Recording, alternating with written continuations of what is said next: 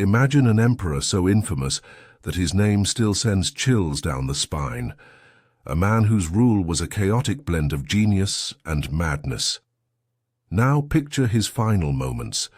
Not a glorious last stand, but a desperate, pathetic scramble for survival.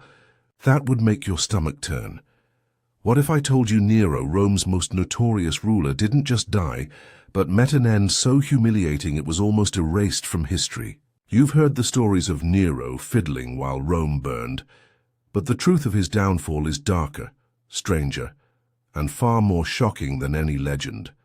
Stick with me, because by the end of this, you'll see why Nero's end was worse than you ever imagined.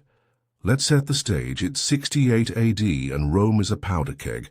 Nero, the fifth Roman emperor, has ruled for 14 years, and his reign is unraveling. Once hailed as a golden boy, he's now despised by senators, soldiers, and citizens alike. Why? He's bankrupted the treasury with lavish parties, alienated the elite with his theatrical antics, and, oh yeah, there's that little matter of the Great Fire of 64 AD, which many still whisper he started. Whether he did or not, the damage is done. Rome's trust in him is ashes. But to understand how Nero's end became so pathetic, we need to walk through the chaos that led him there, step by step, and uncover the man behind the monster. Nero wasn't always a villain. Born in 37 AD as Lucius Domitius Ahenobarbus, he was the son of Agrippina the Younger, a woman so ambitious she'd make Machiavelli blush. Agrippina maneuvered her son onto the throne at just 16 after marrying and possibly poisoning Emperor Claudius. Young Nero seemed promising, a charismatic teen with a love for art, music, and chariot racing. The first 5 years of his rule, known as the Quinquennium Neronis, were surprisingly stable, guided by his advisors Seneca and Burrus. He cut taxes, hosted grand spectacles, and charmed the masses. But beneath the surface, cracks were forming. Nero's obsession with being a performer, singing, acting, and racing chariots, clashed with Roman ideals of dignity. Senators sneered, calling him a clown. His mother's grip tightened, and Nero, feeling suffocated, began to lash out.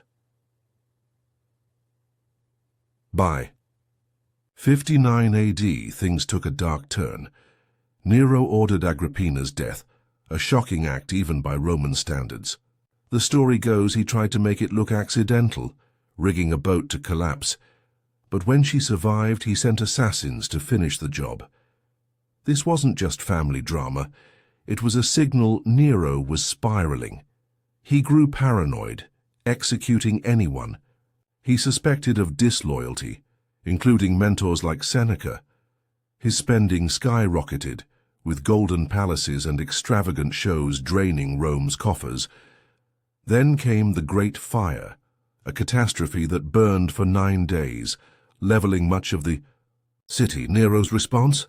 He rebuilt Rome with a massive palace for himself, the Domus Aurea, and performed poetry about Troy's destruction. The optics were terrible.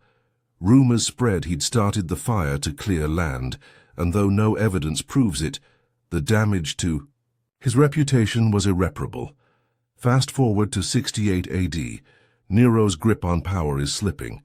The provinces are restless, and his legions, once loyal, are wavering. Enter Gaius Julius Vindex, a governor in Gaul, who sparks a rebellion, declaring Nero a public enemy. Vindex isn't alone. Other governors, like Galba in Spain, smell blood in the water. The Senate, fed up with Nero's antics, begins whispering about replacing him. Nero, holed up in his palace, is blindsided. He's used to quashing plots with executions, but this is different, a full-scale revolt. His advisors urge him to rally the troops, but Nero hesitates. He's no general, he's a performer who thrives on applause, not swords. As the rebellion grows, his inner circle starts to fracture. Picture Nero pacing his golden halls, his world collapsing. His Praetorian Guard, the elite force meant to protect him, is wavering. Their commander, Nymphidius Sabinus, senses the tide turning and begins negotiating with Galba's faction. Nero tries to rally support, sending messengers to summon loyalists, but the responses are tepid. The man who once commanded Rome's adoration is now a liability.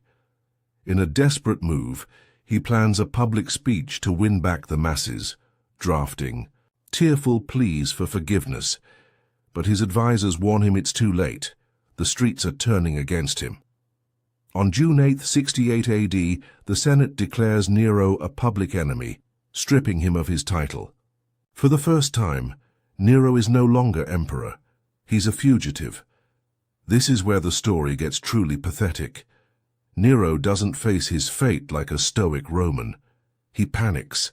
Fleeing Rome under cover of night, he disguises himself in tattered clothes, a far cry from his imperial purple. Accompanied by a handful of loyal freedmen, including his secretary Epaphroditus and a young eunuch named Sporus, he heads for a villa owned by his freedman Phaon, about 4 miles outside the city. The journey is a nightmare.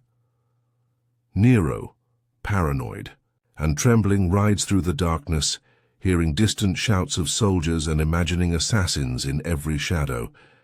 At one point, he's nearly spotted by a patrol and hides in bushes, his once pristine hands scratched by thorns.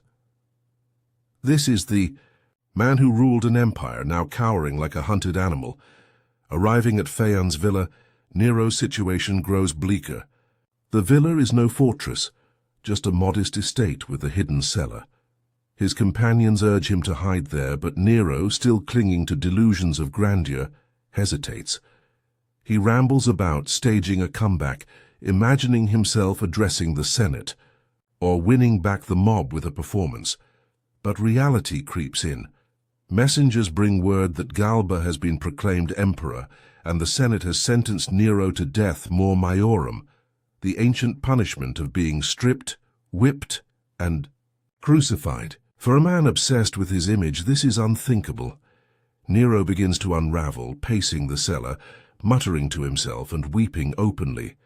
Here's where the details get grim. Nero considers his options, none of them heroic. He toys with surrendering, hoping for mercy, but knows Galba won't spare him. He briefly contemplates suicide but can't muster the courage. His companions, desperate to save him from a worse fate, urge him to act quickly.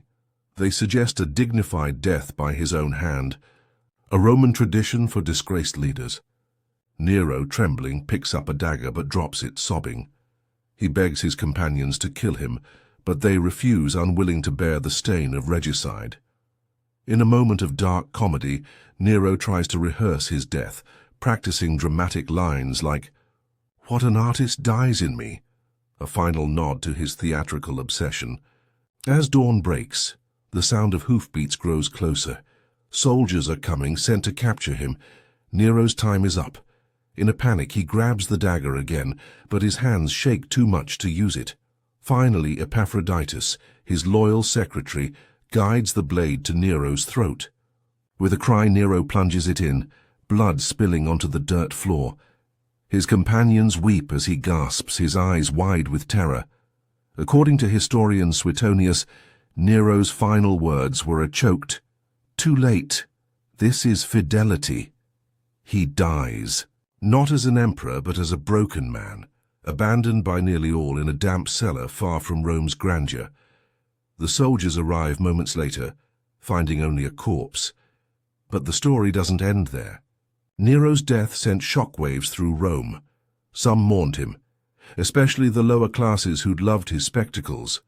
Others rejoiced, believing his tyranny was over, yet his legacy lingered in unsettling ways. For years, impostors claiming to be Nero appeared, stirring unrest in the provinces. His Domus Aurea, a symbol of his excess, was dismantled, its lands turned into public spaces like the Colosseum. The Senate tried to erase his name, but Nero's shadow loomed large. Early Christians vilified him, calling him the Antichrist for his persecutions after the Great Fire. Historians like Tacitus and Suetonius painted him as a monster, though some modern scholars argue he was more complex, a flawed man crushed by power's weight. What makes Nero's end so pathetic isn't just the act of his death, but the contrast with his life. He began as Rome's golden boy, a ruler with limitless potential, only to end as a fugitive, betrayed by those he trusted, unable to face his fate with dignity. His obsession with art and performance, which could have been his strength, became his downfall, alienating those who valued Roman tradition. His paranoia and cruelty turned allies into enemies, and in his final moments he couldn't even muster the resolve to die on his terms. It's a story that resonates today, not just as history but as a warning about ego, power, and the fragility of reputation. Let's pause for a moment. Think about Nero's life. He was handed the world's greatest empire, yet lost it all, to his own flaws. Have you ever seen someone with so much potential throw it away? Maybe not on Nero's scale, but we all know stories of talent squandered or trust betrayed. That's what makes this tale universal. It's not just about an emperor, but about human nature. Nero's end wasn't just worse than you thought. It was a mirror reflecting the chaos we all risk when we let pride or fear take the wheel. So, what can we take from this? First, Nero's story reminds us that power without restraint is a recipe for ruin. His unchecked spending and paranoia eroded his support, much like modern leaders who lose trust through excess or division. Second, it's a lesson in resilience or the lack of it. Nero crumbled when faced with adversity, unable to adapt or fight. Compare that to figures like Marcus Aurelius, who faced crises with stoicism, or even modern underdogs who rise above setbacks. Finally, Nero's obsession with image over substance feels eerily relevant. In an age of social media, where we curate our lives for likes, his theatrical downfall warns us to prioritize authenticity over applause. As we wrap up, let's reflect on the bigger picture. Nero's pathetic end wasn't just a personal failure. It was a turning point for Rome. His death marked the end of the Julio-Claudian dynasty, plunging the empire into the year of the four emperors, a brutal civil war. Yet from that chaos, Rome rebuilt, proving its resilience. Maybe there's hope in that. For every Nero, there's a chance for renewal, for learning from mistakes. But it starts with us, with the choices we make when the spotlight's on, or when the world turns against us. If Nero's story hit you as hard as it did me, do me a favor. Drop a comment below. Tell me, what's the one thing you'd have done differently in Nero's shoes? Or maybe you've got a story of someone who fell from grace but got back up. I read every comment, and I'd love to hear your thoughts. While you're at it, hit that like button if you learned something new, and subscribe for more deep dives into history's wildest stories. Trust me, you won't want to miss what's coming next. Speaking of what's next, if you thought Nero's end was shocking, wait until you hear about Anne of Cleves' final hours. Her story is a roller coaster of betrayal and survival that'll leave you speechless. Check out our next video, Anne of Cleves' final hours were terrifying, to uncover a tale that's just as gripping. Until then, keep exploring history, and I'll see you in the next one.